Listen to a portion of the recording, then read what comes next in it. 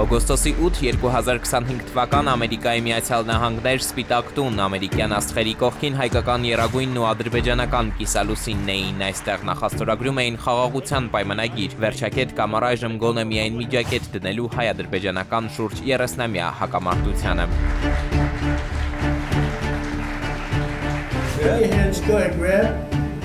Մեկ տարի անց այս փաստաթուղթը շարունակում է մնալ նախնական ստորագրություններով անցնող 365 օրերի մասին Հայաստանը, Միացյալ Նահանգներն ու Ադրբեջանը միասնական տեքստով են հայտարարում, Երևանն ու Բաքուն պահպանել են սահմանային կայունությունը, առաջընթաց գրանցել հարաբերությունների կարգավորման եւ սահմանազատման աշխատանքների ուղղություններում։ Թրիփի իրագործումն առաջ է ընթացել, իսկ Ադրբեջանի տարածքով Հայաստան եւ Հայաստանից փոխադրվել է շուրջ 60,000 տոննա ապրանք։ Եվ թրիփը դեռ չկա, եւ չափուկանակով առանձին պաշտոնական տվյալներ, Ադրբեջանից հայկական շուկա որքան ապրանք է մտել, փոխարենը Ադրբեջանի պետական մաքսային ծառայությունը գումարային արժեքով էր տեղեկություններ հրապարակել, չնայած Երևանից միլիոնավոր դոլարների հասնող պատվերներ էին Բաքվում ստացել, Հայաստանից Ադրբեջան միայն $960 համարժեք ապրանք էր մտել, այն էլ ոչ հայկական ծագման, հոլանդական վարդեր էին եղել, Հայաստանի տարանցիկ ճանապարհներ օգտագործվել, ինչ վերաբերում է սահմանազատման ու գծման առաջընթացին, որ նկատել են Հայաստանի, Ամերիկայի ու Ադրբեջանի մայրաքաղաքներում, ապա այս աշխատանքների հետ կապված տեղաշարժ հողի վրա չի եղել։ Հայ-ադրբեջանական առաջին ու առայժմ վերջին սահմանազատում գծումը նախքան ամերիկյան գագաթնաժողովն էր Իրանցում, երբ հայկական վերահսկողության տակ գտնվող տարածքները հանձնվեցին Ադրբեջանին։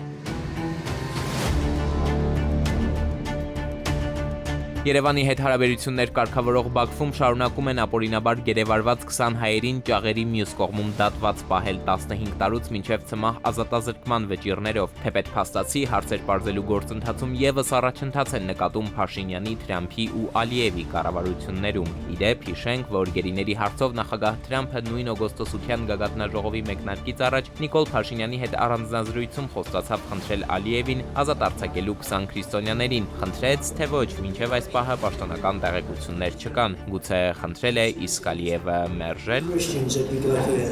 Արտգործնախարարներ Միրզոյանի ու Բայրամովի ստորագրությունների թանակը դեռ չէր հասցրել չորանալ նախախաղաղության փաստաթղթին, երբ Ալիևը ոտքը Սպիտակ տնից դուրս չհանած, սկսեց ոտնատակ տալ այս պայմանագիրը։ Փաստաթղթի 8-րդ հոդվածով էին երթում տվել դատապարտել եւ պայքարել անհանդուր ժողականության, ռասայական ատելության, խտրականության, անջատողականության, բռնի ծայրահեղության եւ ահաբեկչության դեմ։ Սա օգոստոսի 8-ին Ամերիկայում, դրանից ընդամենը 17 օր հետո օկուպացված Քարվաճար գնաց Ալիևը, գնաց ու հայտարարեց.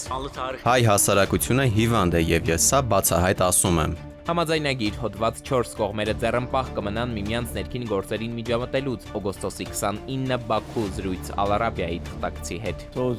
Հայաստանի սահմանադրությունը դեռևս ունի դրույթ, որը կասկածի տակ է առնում Ադրբեջանի տարածքային ամբողջականությունը եւ հենց այս սահմանադրական փոփոխությունը կատարվի, հենց Ադրբեջանի նկատմամբ տարածքային պահանջները հանվեն, կստորագրվի պաշտոնական խաղաղության պայմանագիրը։ Երևանում Փաշինյանի կառավարությունից 1000-ում անգամ են ասել սահմանադրությունը մեր ներքին գործն է, բայց Ալիևին ու իր քաղաքական զինակիցներին սա եւ ոչ մի պահ չի կաշկանդել Հայաստանի առաջ շարունակել պահանջ դնել մայր օրենքի փոփոխությունների հետ կապված։ Ընդ որում սա այն դեպքում, երբ նախաստորագրված խաղաղության պայմանագրի երկրորդ կետում գրված է Հայաստանն ու Ադրբեջանը իրար նկատմամբ տարածքային հավակնություններ չունեն։ Թեպետ Բաքուն Թրամփի պատվին կոչված երթուղին, որ Հայաստանի ինքնիշխան տարածքով Ադրբեջանից Նախիջևան անխոչնդոտ կապն է ապահովելու, շարունակ Զանգեզուրի միջանցք է կոչում։ Զանգեզուրի միջանցքը մեծ նշանակություն ունի որպես նոր տրանսպորտային զարկերակ։ Հայկական փորձագիտական համայնքի համար առաջին պահից էր միանշանակ Ալիևը խաղաղության սպիտակ աղավնու դիմակը կթողնի Սպիտակ տանը ու առանց դրա դուրս կգա ամերիկյան պալատից։ Մասնագետներն իհարկե մի վայրկյան էլ չհավատացին, թե Ադրբեջանի նախագահն այս անգամ հավատարիմ է մնալու խոստումներին 2020-ի նոյեմբերի 9-ն ունեին աչքի առաջ ու բացառապես լղոզված են հնչում պաշտոնական հայտարարությունները, թե հավատացեք, խաղաղությունն իսկապես եկել է։ Էդուարդ Պողոսյան, ժամը լրատվական։